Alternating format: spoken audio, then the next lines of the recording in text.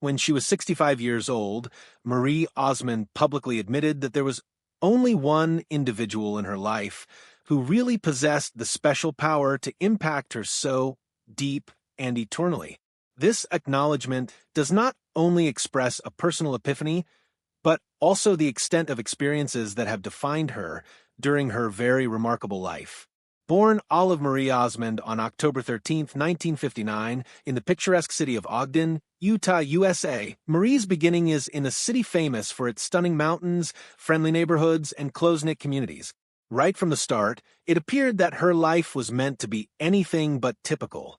Growing up in a household that was not only large but also heavily involved in the world of music, her childhood was filled with creativity, performance, and artistic expression, which developed her into the extraordinary woman she would grow up to be. As the eighth of 9 siblings, Marie's childhood was a lively, vibrant thing. Her home thrummed constantly with the sounds of rehearsals, the strumming of guitars, the steady beat of drums, and the harmonies of brothers and sisters singing together. Her parents, George and Olive Osmond, played critical roles in this atmosphere. George, a disciplined yet supportive father and skilled musician, paired with Olive, a loving mother who carried a deep passion for singing, created the perfect balance of structure and inspiration. From them, the children did not only learn music but also professionalism, commitment, and the value of family harmony. In this setting, Marie learned an unyielding love for music and the performing arts, qualities that would be the cornerstone for her entire career in entertainment. Right from the earliest part of her life, Marie Osmond displayed an otherworldly talent that distinguished her. Her voice held a natural clarity, sweetness, and warmth that could enthrall anyone who ever heard her sing. Even as a little girl, she had an innate sense of rhythm, harmony, and musical sensitivity many years her senior. Growing up in a family where music was as necessary as air, she picked up melodies, rhythms, and harmonies with ease. It soon became second nature to sing along with her siblings, and the ability to harmonize seemingly without trying highlighted a talent that had to be developed. Her parents realized this and carefully fostered her natural talents. They organized vocal lessons, sought out practice encouragement, and provided space for her to further explore her talents. At the tender age of 5, Marie's stage presence and professionalism were already exceptional, leaving not only her family but also teachers, mentors, and spectators in awe that she was meant to be a star. Marie's experience with the broader entertainment world came at a remarkably young age. At the tender age of 3, she first appeared on television when she made a guest star appearance on The Andy Williams Show, a popular variety series that included music, comedy, and celebrity appearances. Her debut was not a fleeting fad, but a warning sign at an early age of her phenomenal promise. With her wide-eyed innocence, bright smile, and expressive face, she performed with a poise and singing talent that left viewers in cities nationwide awestruck. Industry insiders soon took notice of this little girl who had the poise and skill of a person decades her senior. That one moment on national TV set the stage for the opportunities to come, a prelude to a lifetime in entertainment. Her participation in the musical act of her family, the Osmonds, was to become the formative chapter of her professional life. Along with her brothers Alan, Wayne, Merrill, Jay Donnie, and Jimmy, Marie made a unique vocal contribution which supported the group's harmonies. In the 1970s, the Osmonds became iconic stars, admired for their clean-cut look, catchy pop songs, and smooth performances. With choreographed movements in perfect sync, flawless harmonies, and boundless charm, the Osmonds took the world by storm. To Marie, being part of this success was more than accolades. It was an invaluable education in show business. Working with her brothers taught her discipline in the theater, teamwork, and how to deal with an audience, skills that proved to be invaluable tools in her subsequent solo career. 2 moments from her early career highlighted her budding stardom. The first came in 1970 with the Osmonds' hit One Bad Apple, a song that soared to the top of the charts and cemented the family's position in the music world. Its catchy rhythm and wholesome charm made it an instant favorite, representing the group's commercial appeal. The second milestone was Marie's solo debut in 1973 with Paper Roses. At only 13 years old, she sang with incredible emotional maturity, her sweet vocals infusing the poignant lyrics with life. The single became a huge hit, reaching the top of country charts and crossovers to the Billboard Hot 100. The album's success not only validated her artistry, but also presented her to an even wider audience. Her honesty, genuineness, and sincerity won over fans everywhere, demonstrating that she was more than a member of a family group. She was an artist unto herself. Marie extended her musical palette even more during the 1970s. In 1974, she issued In My Little Corner of the World, a sweet, upbeat song that further established her as a performer who could infuse both happiness and authentic emotion into her songs. She changed the direction of her career in 1977 with the issuance of This Is the Way That I Feel, which mixed pop and adult contemporary elements with loyalty to her heritage. This style change demonstrated her adaptability and maturity, making her a self-assured singer who could switch between genres. By the mid-1980s, having survived the inevitable ups and downs of her long entertainment career, Marie Osmond staged a successful return. Her 1985 album, There's No Stopping Your Heart, was a renaissance for her career, mixing country and pop in a manner that appealed to both audiences and reviewers.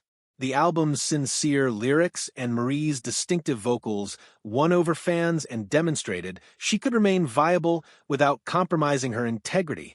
Its success commercially rejuvenated her career and cemented her status as a top industry player. Collaborations were also significant factors during this phase of her life. One of the most memorable was her duet with Paul Davis, You're Still New to Me, released in 1986. The song, with its touching lyrics and beautiful harmonies, became an instant hit. The seamless blending of Marie's expressive vocals with Davis's soulful delivery made it a standout track, topping country charts and further expanding her influence. This partnership demonstrated her capacity to shine both as a solo act and as a member of a duo, yet again affirming her versatility and depth as an artist emotionally. In addition to her musical success, Marie Osmond also found success in television and theater. During the late 1990s, she had a daytime talk show, Marie, which showcased her charm, sense of humor, and capacity to get along with guests and audiences alike. The program blended celebrity interviews, motivational stories, lifestyle information, and light humor, all linked by Marie's warmth and honesty. Viewers genuinely felt a connection to her, and the show became an extension of her friendly and caring nature. Marie delved into the world of Broadway and live theater on stage, demonstrating that she had far more to offer than music. Her portrayal of Maria Von Trapp in The Sound of Music earned critical acclaim, as she infused the character with heartfelt energy and vocal brilliance.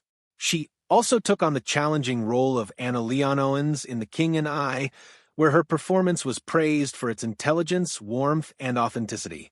These theatrical roles highlighted her ability to merge singing with dramatic performance, further expanding her artistic legacy.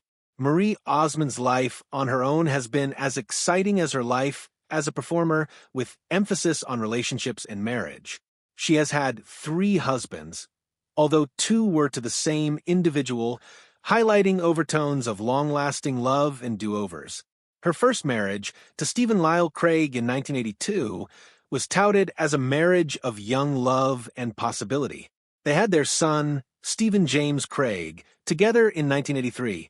Despite this, the stresses of young marriage, in addition to her punishing career, resulted in their divorce in 1985. Marie was wedded to Brian Blosel in 1986 at the Jordan River Temple in Utah.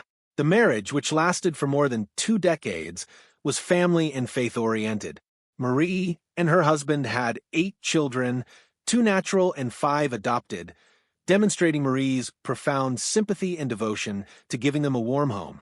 Although the marriage ultimately dissolved in divorce in 2007, the couple parted on amicable terms without blaming each other. In an ironic stroke of luck, Marie married her initial spouse, Stephen Lyle Craig, in 2011. Opting to wear her first 1982 wedding gown, she recalled nostalgia, while at the same time embracing fresh starts. The remarriage represented forgiveness, steadfast love, and potential new beginnings. By experiencing the intricacies of her own marriages, as well as being a mother, Marie Osmond has shown strength, commitment, and never-failing family devotion. Her life is a mirror of the balance of successes and challenges, and her capacity to walk through both with poise is testament to why she is still such an iconic and lasting presence in the world of entertainment and beyond. This was a torture for Marie, who prized authenticity and truth in a world ruled by image and illusion. She found herself constantly trying to reconcile the charming, talented figure everyone celebrated with a man who left her feeling diminished, frustrated, and emotionally exhausted. It was exhausting, always wondering if the person smiling at me was the real Andy or just another mask, she said. The cognitive dissonance between admiration and repulsion fueled a profound emotional tension that grew over time, transforming initial irritation into outright hatred. It was also fueled by intimate experiences that left deep scars. I felt like he took advantage of my goodness, my ability to see the good in him, Marie said. Their exchanges were full of moments of puzzlement, disillusionment, and even heartbreak. Andy's charm made it hard to tackle him openly, but Marie couldn't avoid the hurt of perceived jibes or betrayals. I resented that he could hurt me without even trying and still have me think I was exaggerating, she confessed. This sort of emotional whiplash, being simultaneously attracted to and repelled by another, typically produces a complex blend of respect, anger, and eventually resentment. In the case of Marie, the emotions all came together in a deep-seated contempt that grew hard to define, but inescapable. Her anger, Marie disclosed, was also because of a feeling of protectiveness towards herself and her own life. I needed to hate him in order to get through my feelings for him, she said, suggesting that her anger was as much about preserving herself as it was about fury towards Andy. She understood that, absent the mental fence, her innate sympathy for his talent, humor, or good looks could predispose her to further emotional injury. I loved him in a way that scared me, but hating him made me feel safe, she admitted. This contradiction, wherein love and hate intersect, shows the depth of her emotional life, and that her feelings were highly personal rather than reactive or performative. Lastly, Marie's musings have a sense of catharsis, an awareness that her anger was deep with multiple layers of human feeling. I hated him, yes, more than anyone, but it was because I saw him clearly and I couldn't ignore the truth about who he really was, she said. This recognition is not so much about Andy Gibb himself. It is about Marie Osmond's personal experience through trust, disillusionment, and the messy nature of human relationships.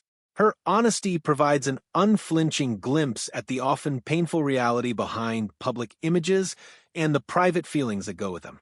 It is a grim reminder that even in the spotlight of fame, feelings are raw, honest, and sometimes contradictory, and that hate, when analyzed for what it is, can bring deep insights into one's values, boundaries, and potential for self-preservation.